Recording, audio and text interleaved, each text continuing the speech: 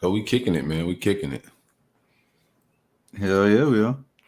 Kush House, the podcast. If you're familiar with the Roll Up Network, me, Silk, Corey, whatever you may know me by, you're familiar with the podcast and the network, the Roll Up Network. Um, Everything we do is branded around this great plant, cannabis, marijuana, hemp, the entire family of that plant is what our branding and the culture of what we've been building has been around all of this black culture and also cannabis and sports, Florida football culture and all of that. But I wanted to step out of that lane a little bit, do something different content wise. And also, if you're familiar with the network, you know that Kush House is the actual home of the Roll Up Network. We opened a production house, and of course, production house had to be named and branded out the marijuana. So we named it Kush House. And Kush House is ran, owned, family operated by me, my brother here, um, my man Logan, some other partners that we got on the back end. But this is it. We're also a marketing firm, branding firm, production house. We do a lot of things, man. But one of the things we're gonna do is podcast also as well, because that's the foundation of everything we do. How you feel about what we got going, bro? I don't want to get into a little bit more and introduce this show a little bit more, but how you feeling? Oh man, I feel great, man. Blessed, highly favored to be doing something, to be bonding with my brother. You already know, got a little. I like how you did the intro about the herbal essence. We're about to bring some different content to the network, different vibes, and you already kicked it off in New Orleans. How was that? How was that trip for you? Oh, it was cool. It was cool.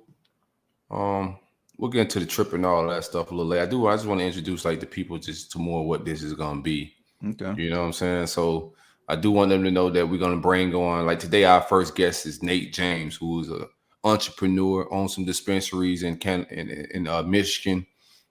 So we're gonna bring on entrepreneurs, politicians, entertainers, football players, whoever it may be, from that make money, make moves, or indulge in this cannabis industry. We're gonna bring on artists of all sorts, musicians, painters, you name it. We're gonna bring on this platform just to talk about just the culture of marijuana, their relationship with it, how they create with it, different things of that nature. And we're gonna get into some of our personal lives because we personalize everything around here, man. But this is gonna be our personal journey as Kush House, a production house, uh, co-workspace, a lot of things that we're moving. Also doing some shifting in location wise in Orlando as well. We'll get into that as we do cover this journey.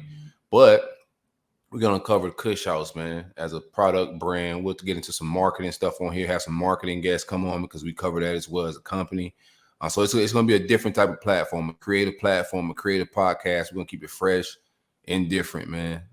And I know on the trailer you had talked about, you talked about legacy and you talked about the drive, but you didn't really go into Right. details about why marijuana, why, why this plant, why this content.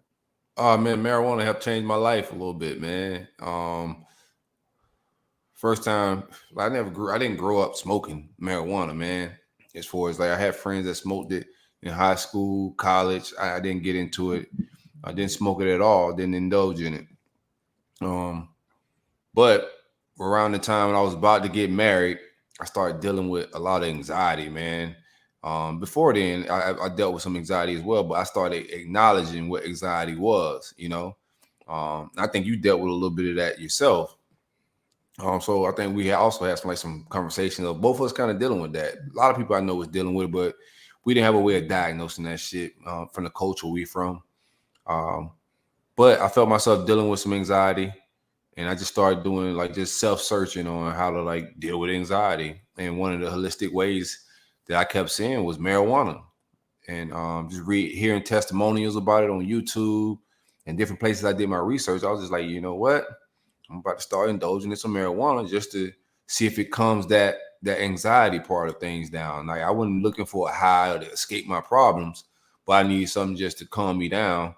And that heart rate. If you ever had an anxiety attack, you know what I mean, man. It feels like a little mini heart attack a little bit. but you're not having a heart attack. So it's the weirdest fucking feeling. But it just calmed my anxiety down.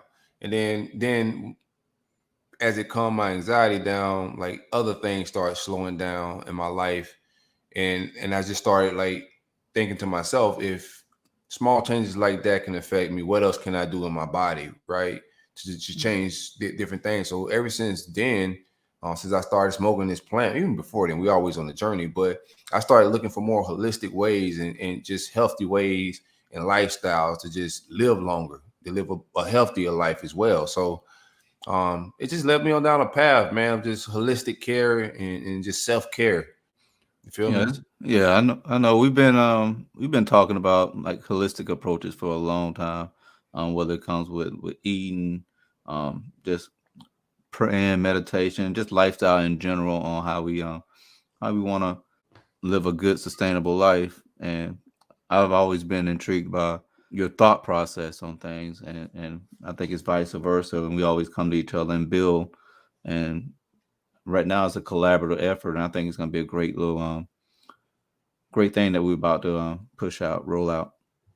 Yeah, man, I'm super. I love everything about like just business. So like I said, my branding, the product, everything we do is around cannabis plants. So I just say, yo, we got to talk about this plant more. I want to get educated more on it. So we're gonna bring anywhere from like scientists on to engineers, everything to do with this, man. There's a lot of entrepreneurs out there, a lot of business being done, um, a lot of uh, inequalities that we can Hmm. speak on, like a lot of things, a lot of different areas I want to go, but I want to keep it fresh. I want to keep it brand new. We're gonna travel to some of these places as well. Like we got some big plans with this platform. We plan on going out to Oregon. We plan on going out to Michigan to shoot at some of these facilities and get out there and get some visuals out there as well. But great start to it. I'm excited to be doing this with you. And like you said, we was out in New Orleans, man. I had a great time out there, and we shot some teasers out there with my man Lion, our videographer and media guy. It was a good time, just candid conversations that we were having about, like you said, legacy, things we want to do with this platform. Man, you talk all the time about what we want this entire business to be. We take this very serious. This is not just a hobby.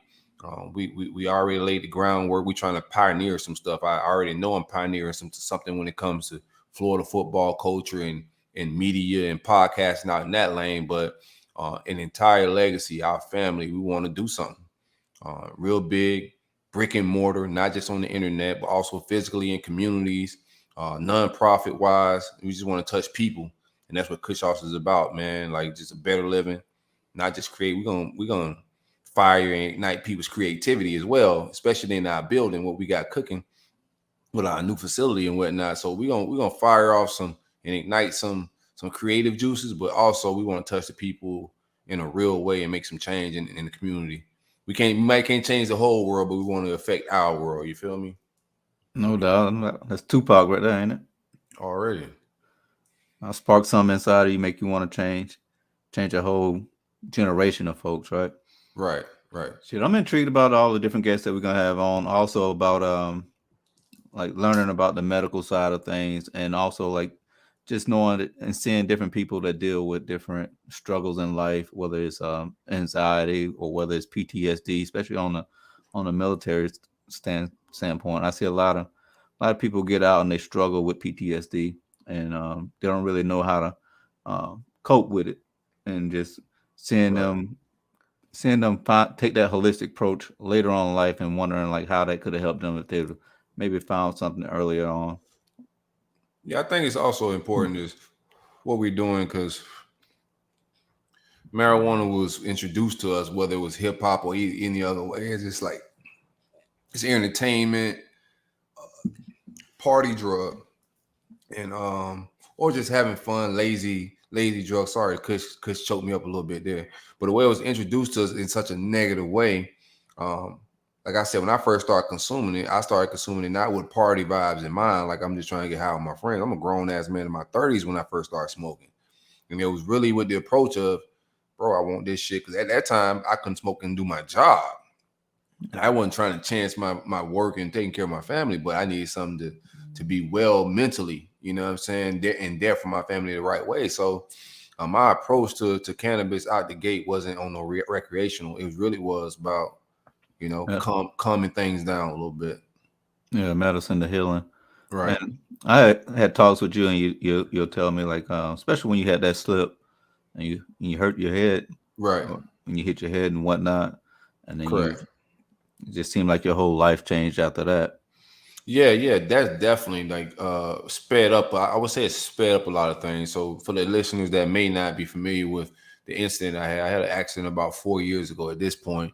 Um, Went to bed, woke up in the middle of the night, used the bathroom. Long story short, fell, hit my head, get rushed to the hospital. Uh, Had to go to the trauma unit. I had a traumatic brain injury, concussion, permanent nerve damage, a lot of things neurologically going wrong with me, and that's another thing that changed like my approach to food. Um, I started talking to holistic doctors at that time. I went to a neurologist. They told me there was really no cure for what I got going on, but I started talking to holistic people, and people started telling me, "Hey, man, your body can heal itself if you do certain things. If you take up certain diets, fast certain type of ways, your body can heal some of the stuff these doctors are saying permanent damage. Your body can heal that shit, man." So yeah, I hit my head. I stopped. I think God was preparing me for that incident because I stopped eating meat 2 months before I hit my head. I went on a quest of, hey man, I'm finna try this whole pescatarian lifestyle out. I still was gonna eat fish, but I'm gonna try this lifestyle out, man. So I cut it out till I was 2 months in, and then that incident happened. And I went to because think about it, my mindset when I first hit my head was like, bro, fuck that diet. I just want to stay alive. So I might start back eating chicken or whatever. Mhm. But one of the first early visits that I went to, the doctor said, hey man, your diet is going to depend on a lot of, your recovery, like the way you function moving forward, because this is permanent stuff. This stuff isn't going away. So what you eat can totally change, like how your outfit, the outlook of everything, like your weight gain, because you're gonna gain a lot of weight if you're not paying attention. So they gave me a lot of game on just holistic ways, man. So I bought in. I totally bought in. Like, yo, I want to live long. I want to look at my kids. They young. You know what I'm saying? So I'm like, bro, I'm not finna let this shit beat me. I'm finna do everything in my power to, you know what I'm saying, to take care of myself. That's another thing too, man. And not to say nobody was there for me, but when you really gotta be there for yourself when shit hit the fan, man, because life goes on, and you'll sit there in a chair and feel sorry for yourself and rot and gain Mhm. weight, and motherfuckers in life will go the fuck on, man. So you just gotta be locked in and focus on yourself. And I just got into that zone, man. Super self-care, mentally, physically, spiritually, like overall, just total well-being, man. Make sure I'm good in every aspect. No doubt, because that clock gonna keep ticking, and Yes, motherfuckers just sir. gonna keep moving. How? Keep a lookout for Nate. Nate ain't pull up, did he? Nah, he ain't pull All up right, yet. cool. Not yet. I'm sure he right around the corner. No, we pacing right now, so it's all good. I told him 9:15. We're about 9:19.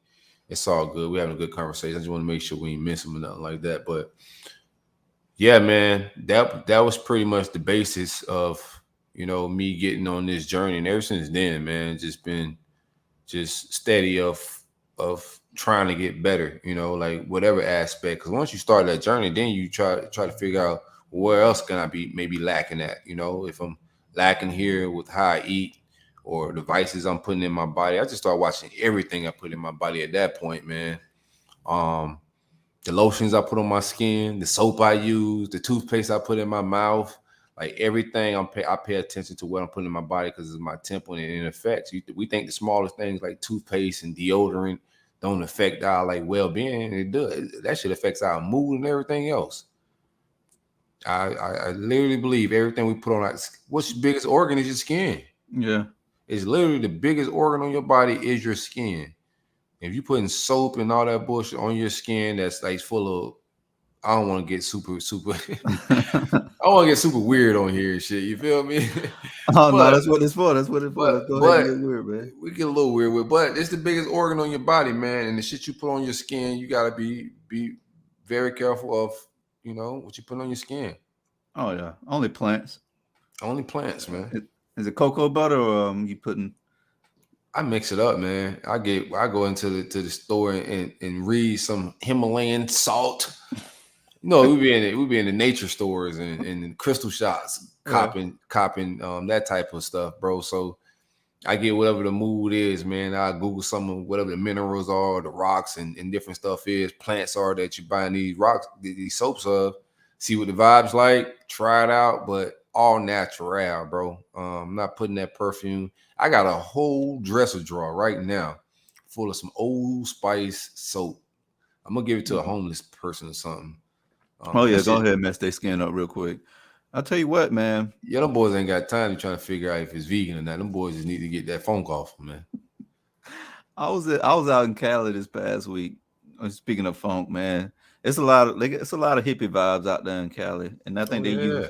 they use that they try to go the natural route. Yeah, whew. No, you just gotta get that deodorant without the little iron and whatnot. And get your vegan deodorant, but you cannot be just going no deodorant. The people that are living that lifestyle, I got some hippie ways and shit, but I ain't super hippie like that, dog. Like I still manscape a little bit. Oh man, this girl smelled like a sack of onions, man. She cleared out the whole doggone side of the house, man. She almost shut down the whole karaoke. It was Them the that super bad. vegans, I like the super Christians, man. Oh yeah. We got Nate in the building now. You want to go ahead and introduce him and bring him in? Oh man, let's hang out a little bit, man. Definitely, let's do it. Let's do it. Nate, man, we kicking it, man. Nate James, my guy, How's man. it I know going? Nate for a minute on the social media. Nate from Puff Cannabis Company. How you doing, my guy? I'm good. How are you guys? Hanging out, man. Have you met my brother Trey? No, I don't think so. It's nice to meet you. No doubt, no doubt. Nice to meet you, Nate. I thought I may have met you at a tailgate, but bro reassured me that you didn't go to that Not tailgate. yet. Not yet. Not yet. Not yet. I'm going out to Nate, tell. Washington this weekend actually for the sailgate. Michigan State, Washington this weekend. So I'm Oh flying out man, tomorrow. I picked y'all not to cover that spread, man. Did I go the wrong way? Oh man, you get out of here. We're gonna cover this. We're underdogs. You kidding me? That's easy money. Big Mel Tucker, man. I'm a big Mel Tucker fan. I like Mel, man. It's gonna be good for you Amen. guys. And absolutely. They're building the statue already. Yeah, get it built, bro. I think he'll do great things out there, bro, for sure. I think Um, so. Lord, Go ahead. Nate, Absolutely. So I Nate. just want to be clear real quick. I just want to be clear before, because I don't want my guy to get upset here. Justin, my boss, Justin Elias, is the president and founder of Puff. I'm just a guy he was lucky enough to let on the team. He is the man here, so I'm the genius behind the whole thing. So I just wanted to make sure, that nobody got me confused with him. Oh, no problem, man. Thanks for clearing that up, Nate. Absolutely. Tell the listeners a little bit about yourself, your background. You're a Michigan State grad, correct? Yes, sir. And you're a So I went to lawyer. Michigan State. I graduated undergrad in 2009. It was the middle of the crisis, like the recession and whatnot. And I couldn't get a job. I was one of those guys with the stupid degree. I had the English degree, so I had nothing to do really. But Michigan had just passed legal English cannabis. degree. Oh, wait, hold on. English degree? What were you trying to Right. be? English teacher? I didn't know what I wanted to do. I knew I liked to read and write. I knew I wanted to get away from home, and I liked to be at college partying. So I just didn't really want to know what I wanted to do with life, really. I was a pothead. Yeah. And I knew that I Why you wanted it to chose be gym cannabis teacher? related. That was it. Nah, I didn't. No, I just I knew I didn't want to be a teacher because I hate kids. What are there language things here? What's my language? Can I say? Can I curse? What's the story on that? Yeah, you can curse, man. Get in your bag, man. This is Kush House, the Good. podcast, bro. So get in your shit. Perfect. I fucking hate kids, so I could never be a teacher. So Michigan had just legalized cannabis, and I see all around in Lansing, where Michigan State is, I see they're popping up these little dispos for medical card holders. And I'm thinking to myself, all right. So I go and get a card and I start going into them. And I knew a little bit about growing weed at that point, not a whole lot, but I found one that was there was just good weed in there all the time. And at that point, in order to own one or be a part of one, you had to be growing your own weed at some level, because the only law was for single people to grow their own plants and a certain amount. So like the guy growing the good weeds around that store somewhere. So like eventually from going into the store, I bump into him, and I keep bumping into him. And I beg him to teach me how to grow weed, and he does. And were you bumping into him by accident or on purpose? No, Oh, yeah. 100% looking to bump into him every Yeah, time. I was looking to meet him from the first little time I shoulder blew bump. his weed. I walked out of the store the first time, and I had the weed, and I just like looking at it, and I was like, I've never seen anything like that. Been to California, been to Colorado. Like this weed was just like, I mean, it was like nothing I'd ever seen. Had that So like, odor I've on been it. looking to didn't it? bump into the guy. Yeah, it was just, and it was like super sticky. It was frosty, and like when you broke it open, it was even more. It had a unique smell. So it was just like, in my opinion, at that time, it was like I didn't even know things like that existed. So like, I'm going back to the store to buy it all the time, and I'm looking to see like who did that. So it ended up being this guy Greg, and I begged him to teach me how to grow weed, and he did. And so we start growing weed together, and he makes me a partner at that little dispo that I was, going into every day. And so it's going great, right? We're partners. We're selling a decent amount of weed. Life is good. I thought I'd do that forever. 2012 rolls around. Michigan changes the laws. Our little gig now is illegal, so you can't run these kind of dispos anymore. Never forget, the lawyer calls it up. We called our dispo at that point the Cushion, with a K. I like it. So I thought I'd do that forever. And the lawyer called us up one day, and he said, court ruling or whatever came down. You guys got to close, what you're doing. It's over. So now it's like 2012, and I'm like, so you went from 09 to 012 where you guys were able to run this business. Mm-hmm. Yeah, and it was great. I thought we'd do it forever. So when they came in, what exact law did they change? What exactly was the ruling where you guys had to shut down like that? All right, so the medical law allows each person to grow 12 plants, and you can assign your plants to another person. So like you guys could both assign me to grow your 12 plants. But one person can only grow 5 other people's plants. So you can only grow, one person can only max out at a total of 72 plants.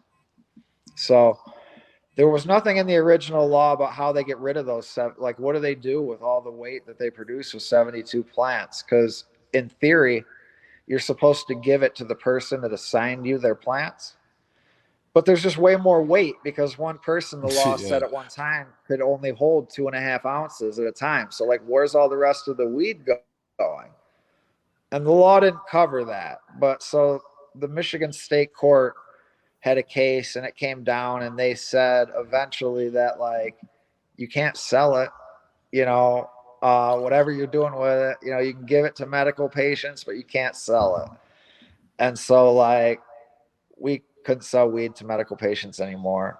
So we had to close their doors. And I remember being very sad.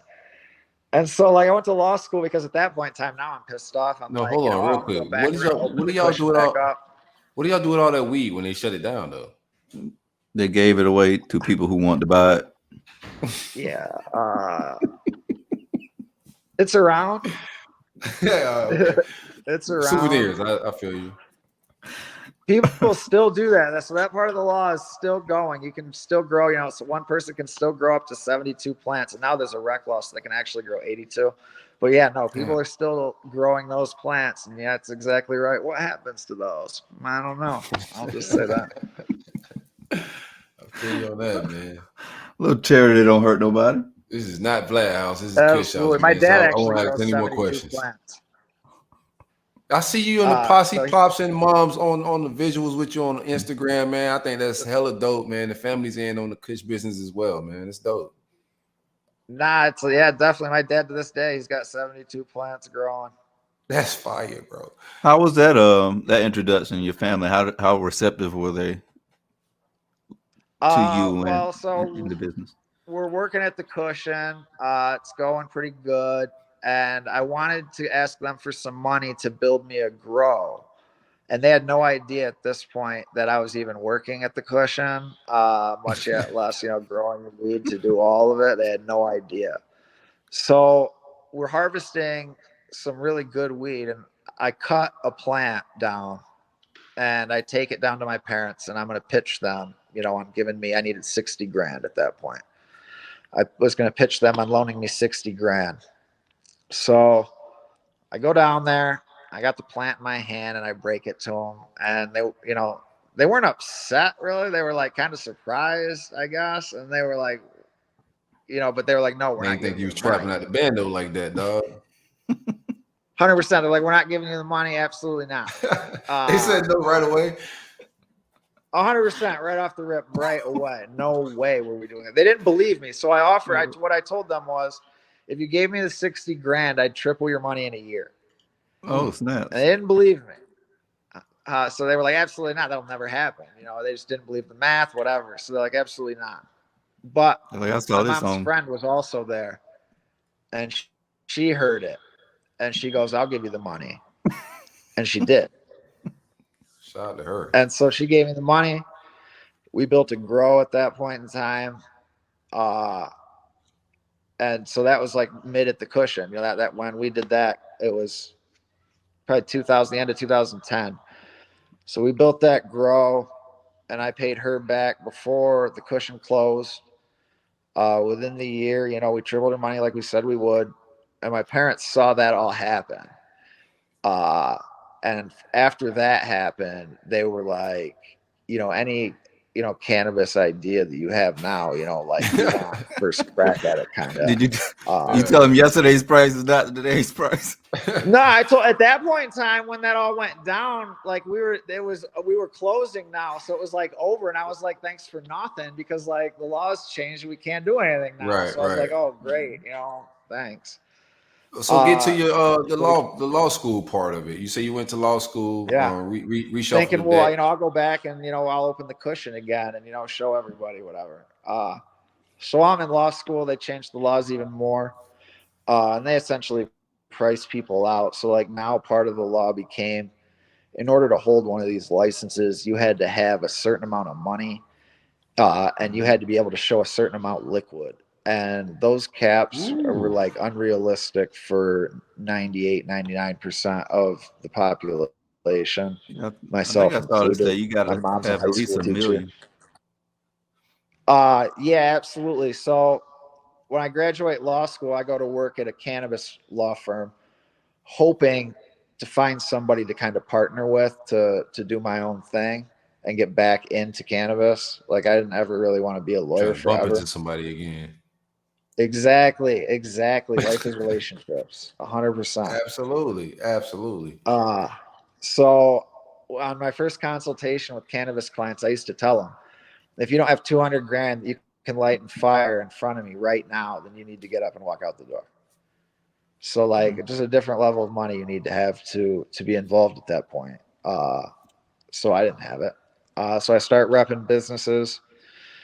The market really evolves. So we pass rec at that point. And so the market really changes in Michigan. A lot of things happening, a lot of people opening stores.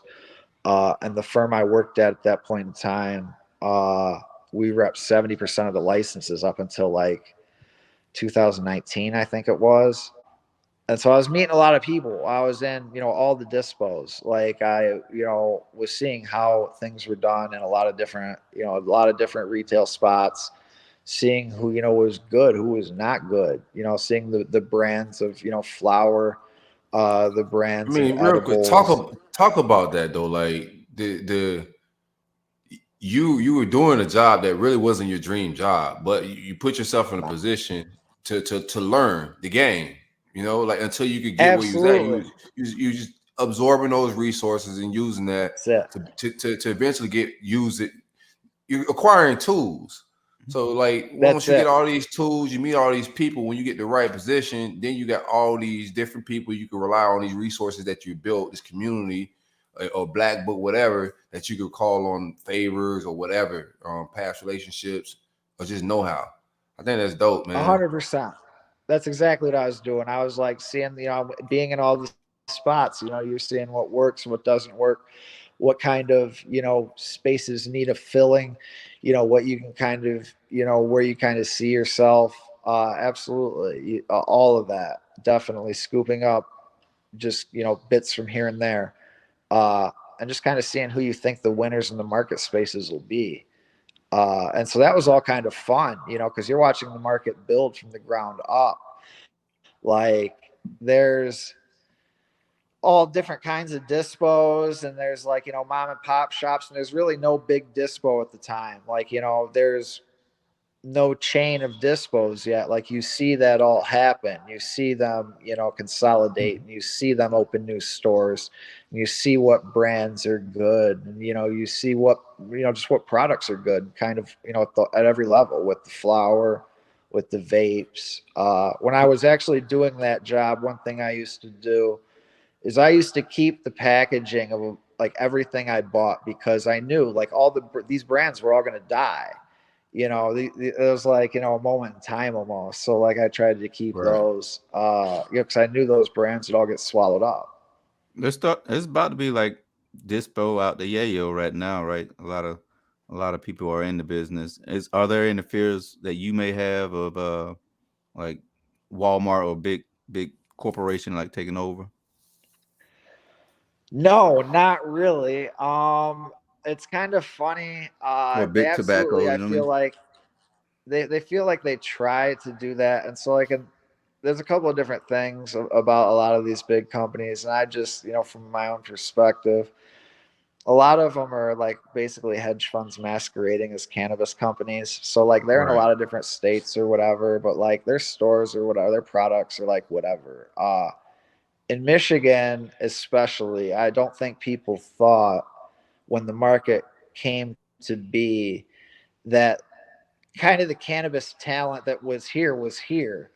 The people that started brands here in Michigan, grows, processing, edibles, all of that, like they're legit farmers here in Michigan. So like they knew what they were doing. They've been growing weed illegally here a long time. There's a lot of farms here in Michigan. So like there are a lot of weed growers.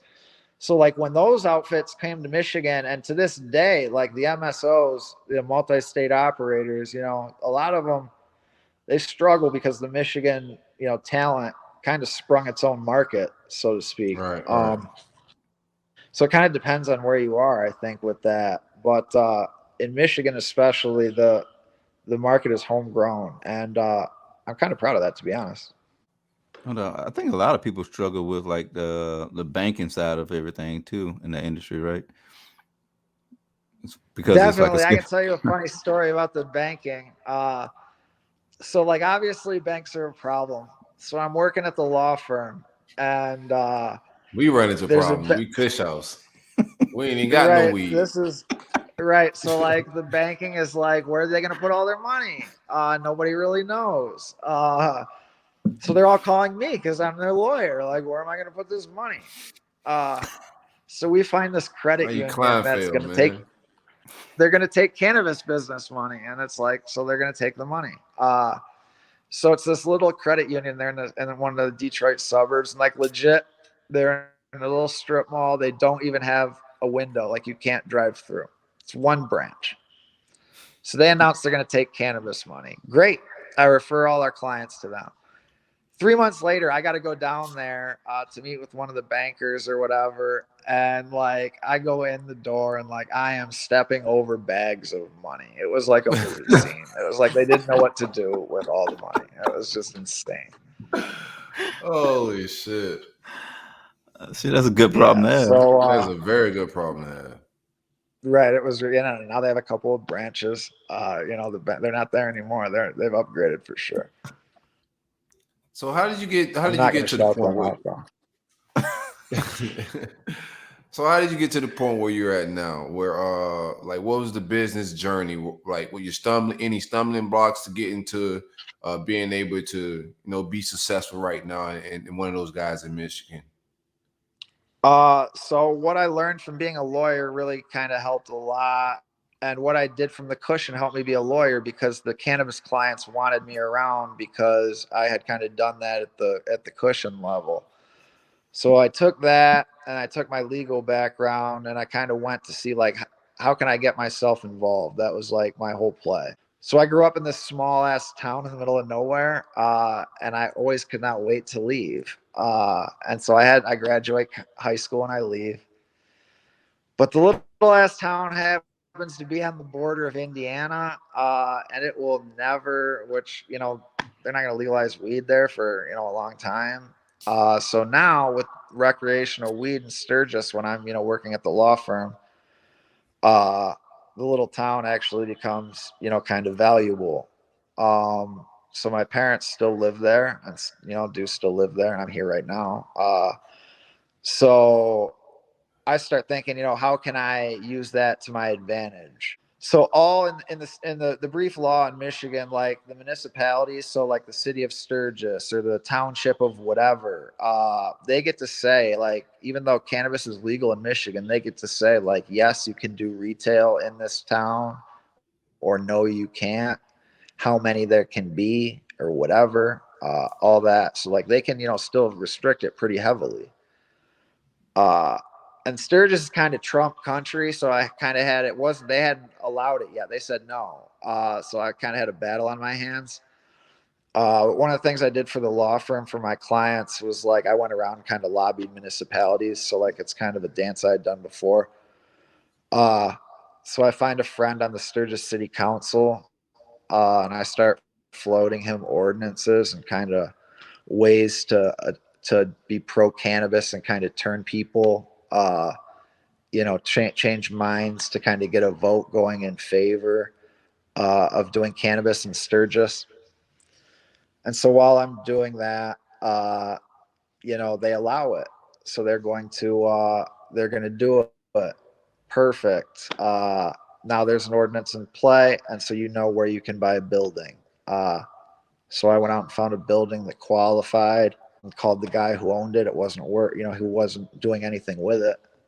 And frankly, didn't know what he had because cannabis was new. So I got the building for pretty cheap. So what I did was I went to my mom again and I said, Mom, I got the cannabis investment for you if you want it. She said, what is it? I said, I need about 100 grand. I got about, you know, 100 grand. And I'm going to partner with another guy. We're going to buy this building Damn, boy. outside of town. And we're going to turn it into a dispensary. Right. Well, my mom would kick your ass And my out of the mom's like, house. I'm a teacher. I don't have that money. That's what she said. She's like, I'm a teacher. I don't have that money. They always have like, it. They just ain't got to get to your ass. Right. Well, no. You know? And then she's like, so she goes a couple of days.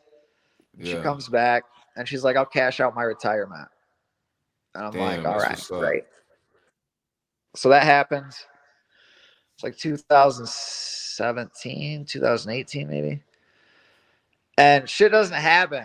I had partnered with a client of mine at that point in time who had another dispensary open up north. And it was at that time called Northern Roots. And he was my guy. We just clicked and I partnered with him because I pitched him my idea in Sturgis.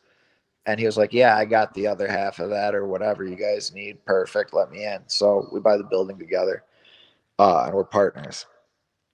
We're doing nothing with it. The building turns out to be a nightmare. It's way more expensive to renovate than we think. Inventory now is crazy expensive. And shit is just a nightmare. And at that time too, we had built a grow, him and I, that's like 40 acres outdoors.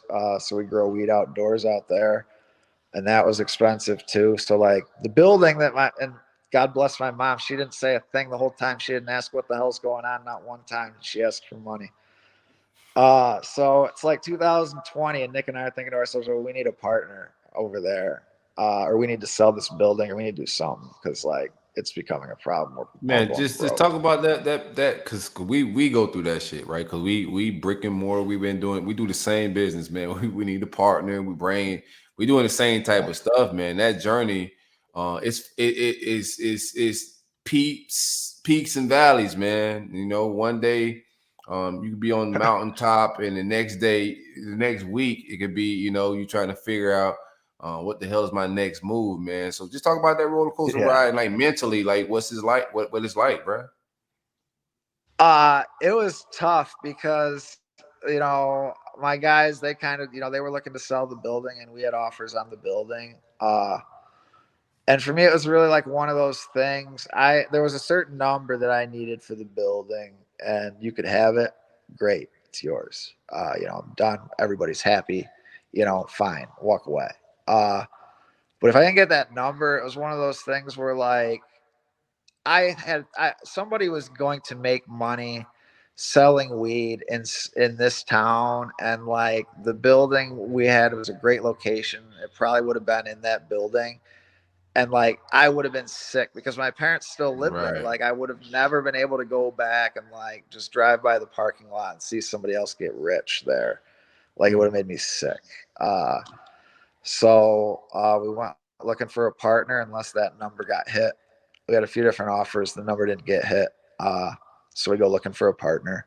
Had a few different, you know, things we wanted. But to be honest, at that time, I was buying my weed from Puff. So if that Their number first would have store. hit, what would have been your next move? That's a good question. We had the outdoor grow. Maybe we would have started doing another dispo somewhere else. But to be honest, I wouldn't. If the number was hit, I wouldn't have had to be in a rush to do anything, which would have been great. Oh shit! So you was good either way. Yeah, that's why. Like I was looking. That's what I really needed. I needed to make sure that like I could do. I needed at least enough money for like 3 years where I could act stupid, not be concerned until after the third year, and then maybe start thinking about having to do something again if it got crazy. Or if I lived smart, then you know I could maybe last a really long time. So what was the journey like? We're trying to find a partner. What was that like? It was kind of tough because my guys who I had partnered with at that point in time, they didn't really see things how I saw things because they had opened a dispo themselves. They were in the market, but like they didn't really see the competitors because their place was kind of off the map. And so like they didn't really see the market kind of the players really rising and kind of who was going to be at the forefront of things. So we talked to a lot of people that really just would have been terrible, and so we decided, a lot of time, and that's the kind of thing we were out of money, so like we really needed to partner with somebody, but it's like it's not going well. We can't really find somebody. But I was buying my weed up at Puff in Bay City because they had the best weed at the time, best prices at the time. And, so I was going up there to buy weed. And I had known their owner, Justin, through just some legal stuff, being in the market, and being a legal, cannabis attorney. So I essentially begged him to make this a Puff. And he came and was lucky. It was let us do it, and is to this day he oversees it, and he's the smartest guy in the room all the time. Love it, man. It's good. Like everybody ain't gotta be the smartest guy. Like some people have that ego where they gotta feel like they're the smartest guy in the room, man. But it's good to be with guys that iron sharpeneth iron, So I would finding say those that both guys are smart because you deal with a lot. Is he a lawyer as well? No, he is not. He founded Puff from the ground up, and that's his background. He's younger than I am, and it's you meet a lot of interesting people that started cannabis businesses. So I And think that's where the relationship kind of like iron sharpening iron, like what Sip was saying, because like the legality of everything, all the laws, and you're probably in tune with that, and then he knows that industry like the back of his hand. I guess that's what. Yeah, How he's the just relation. always 3 steps ahead of everybody, to be honest with you. He is very impressive. It's unbelievable. The brand he has built is incredible. I like it, man. I like the And like I branding and said, I'm everything. just That's lucky the enough to be branding's on the fire. team. The branding is Yeah, fire. I think it's absolutely. catchy. It flashes. The colors pop out. Um, the name, everything's catchy, man. Do you foresee? Right. No, first of all, what are the main brands? Like, 'cause I seen you post like several different, like Iverson. I never had any of his marijuana. Are those which brands do you guys carry in your store? We carry a whole bunch. I'm in here right now. Actually, we can walk you around. You can see a few. Yeah, let's do that. Uh, Point out a few of my favorites. So I'll stick. Can I flip the camera on this? Is there a way to do Yeah, that? What do yeah. we think? I Oh think yeah. it's Yeah. Oh, how am I doing it here? My you got me bad. I have beat, no idea how man. to do this. Might just have to flip it I'm around. way too old. Yeah. Can't even figure it Oh, out. Missy Elliott. Got to flip it and reverse it. Yeah, how do I do that? Either way. All right, so let's walk you Oh, around. there it is. Can you see it? All right. So I'm gonna take you behind the counter. So over here, we start with the vape carts, different brands. Man, recreational is where it's at, man. We got this medical here still in Florida, man. Then down here we got pre-rolls.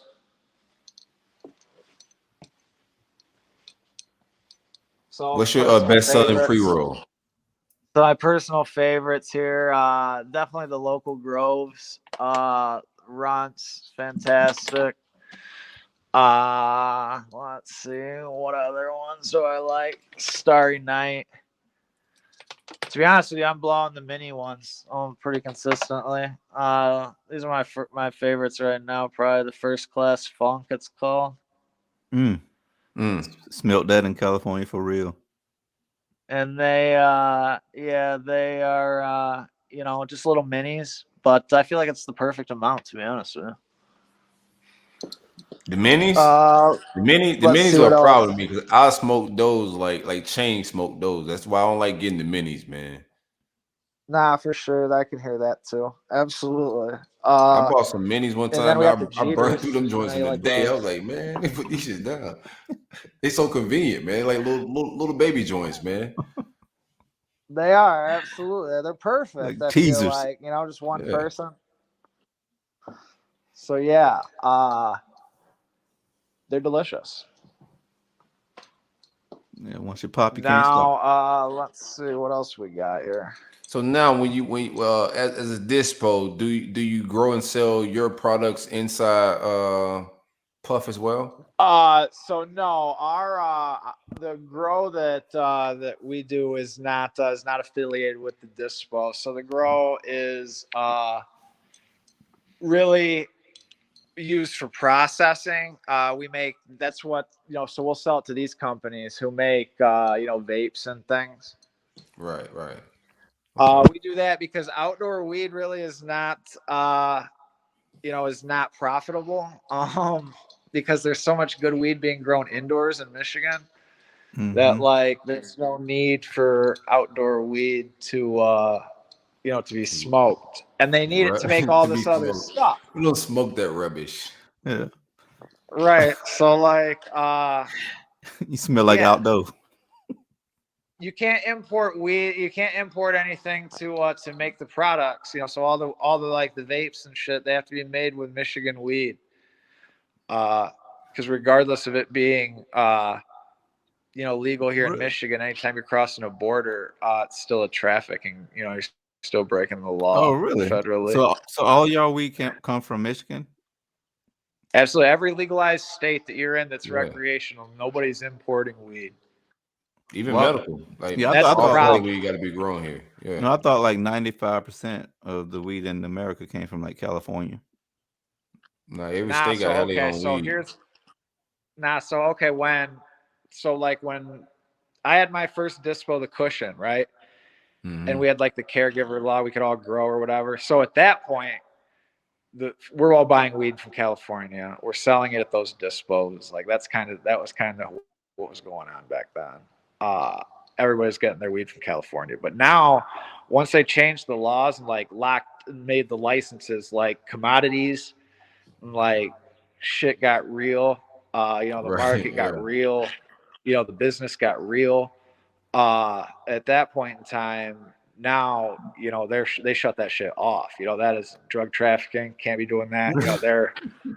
Yeah. They monitor everything. But when a plant goes in the ground, I put a tag on it, and it's got a number.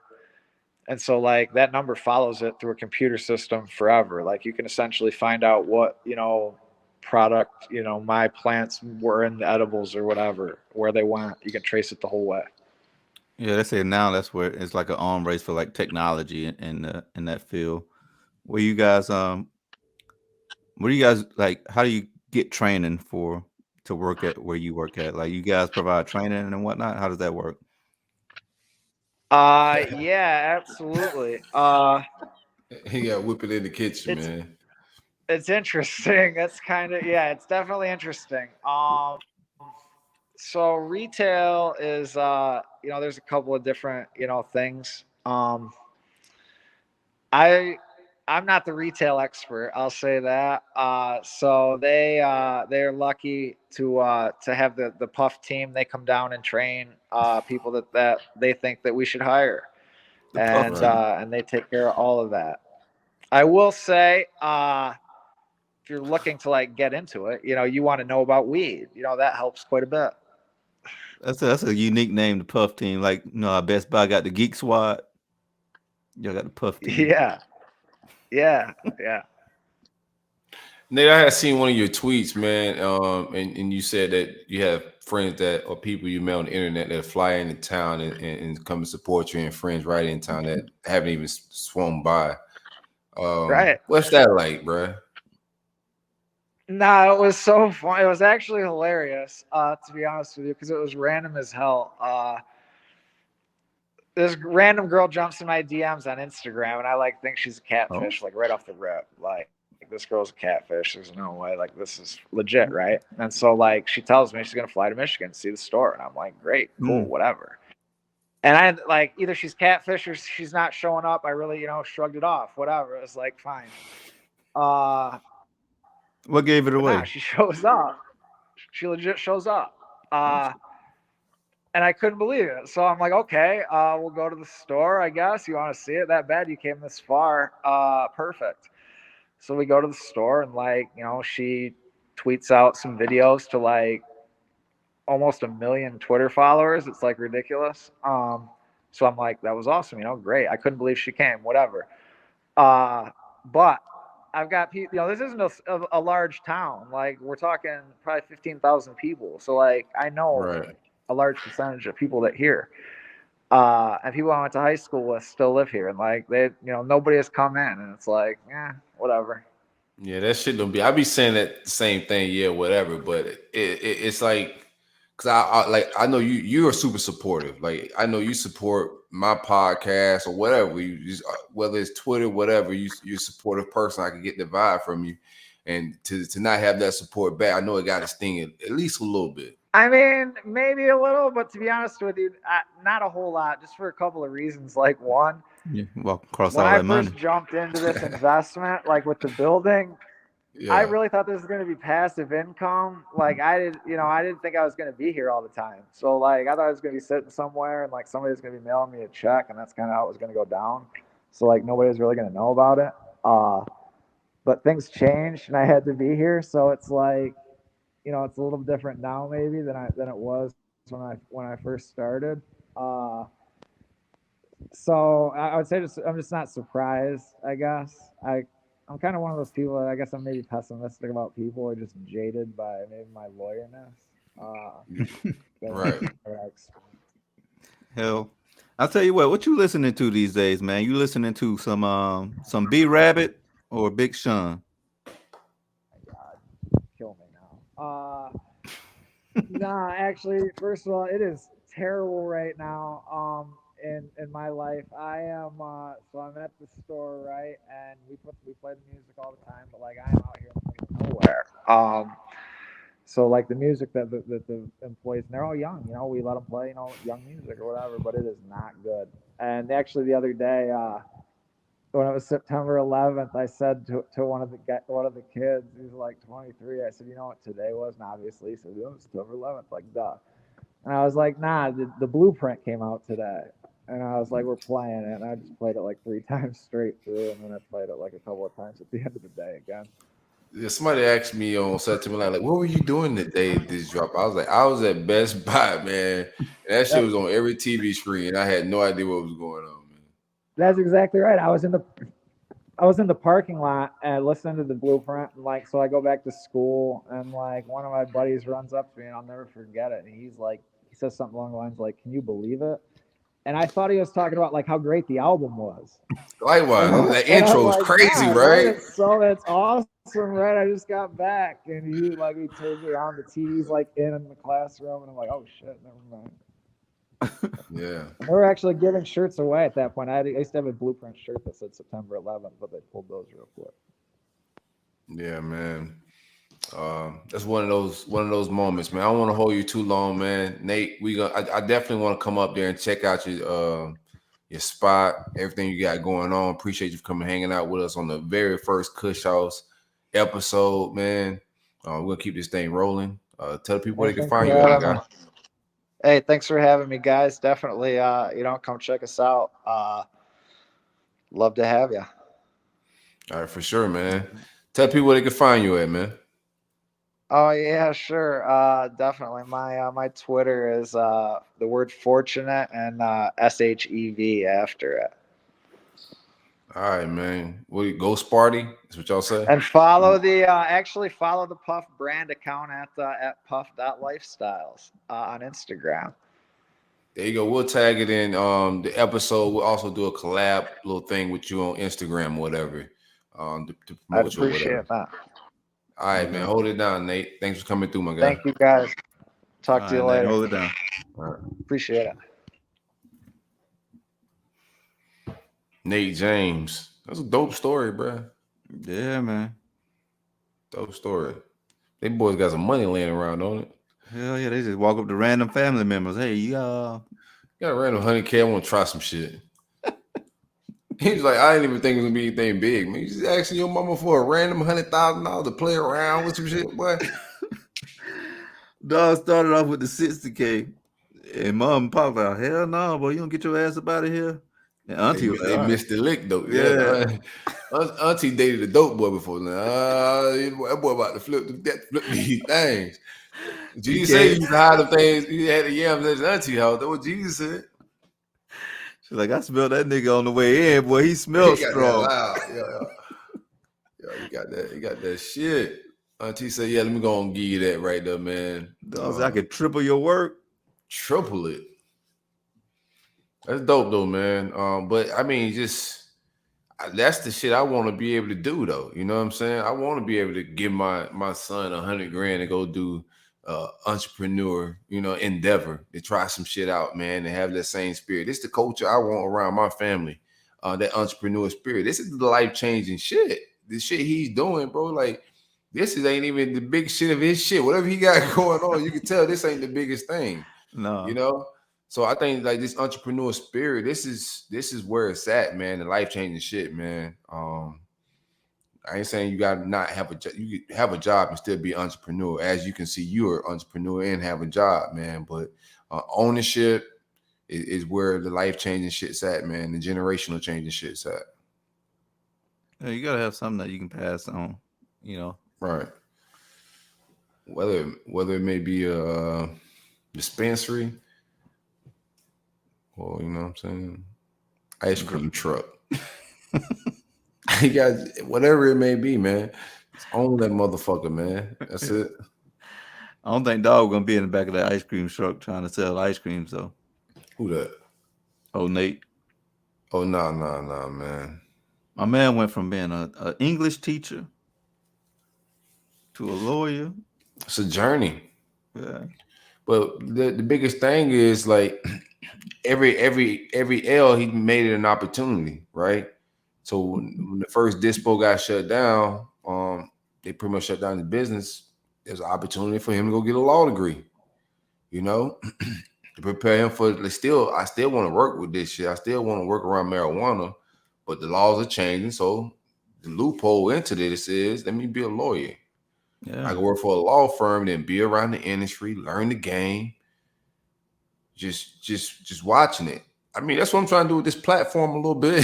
Like, you got to get around the game. Yeah. Like, our platform is built around marijuana. We got to get around the game. We got to get people on around the industry that talk about this plant that's around so they can see what we got going as well. But we got to get around the game, man. That's what you got to do. You got to put yourself in. Opportunity ain't gonna find you. You gotta go find it.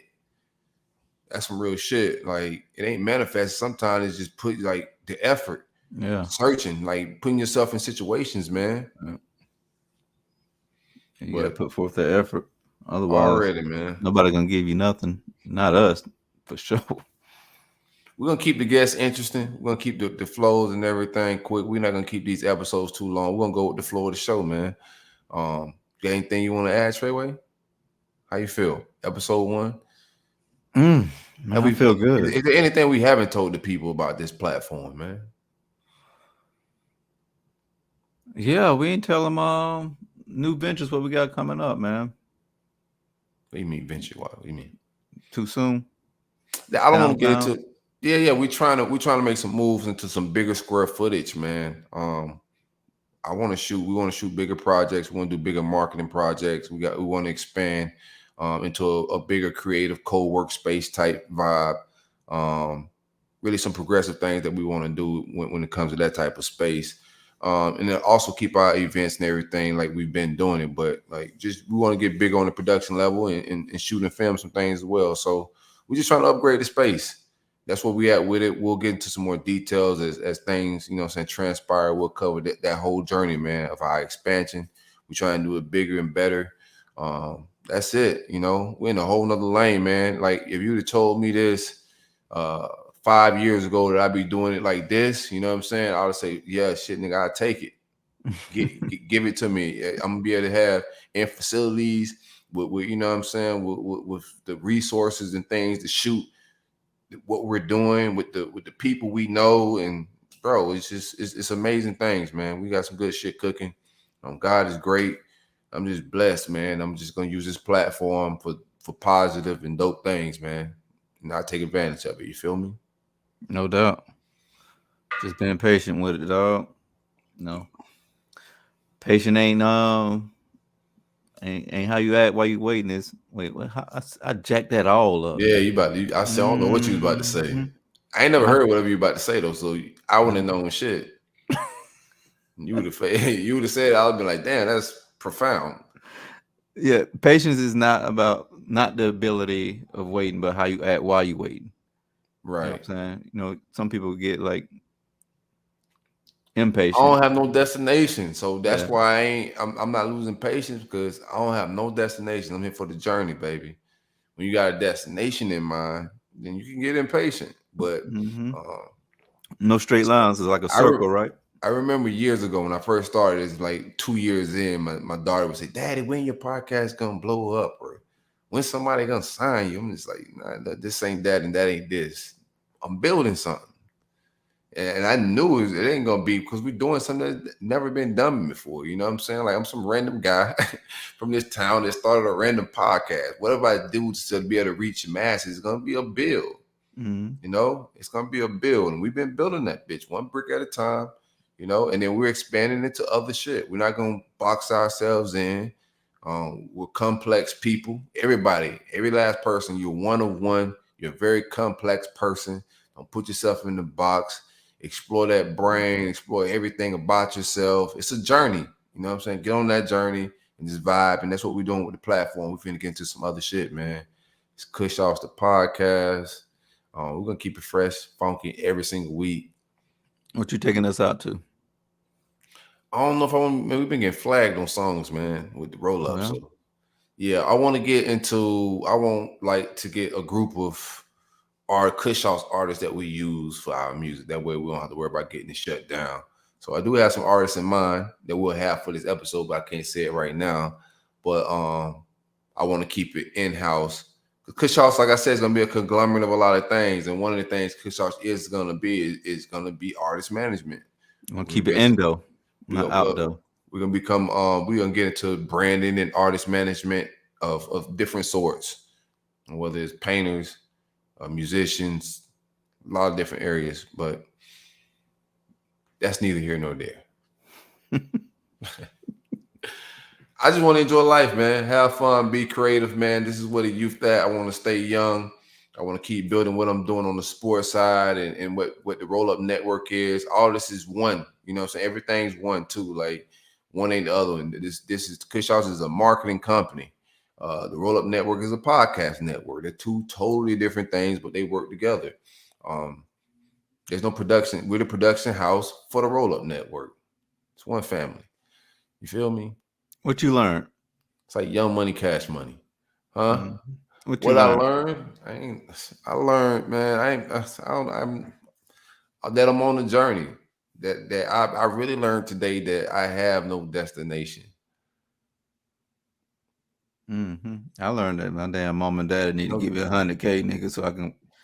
Yeah, we need to holler at Pops about the $100K, man. Run this episode of Pops, man. We gotta let Pops see if we get that $100K, man. Pops, you the hell on my phone, boy. You backslide around here, tells you, boy. We need that $100K, man. Now shout out to the $100Ks, man. I want to have them $100Ks to get my kids, man. Like, yeah, go ahead. You know, try that out.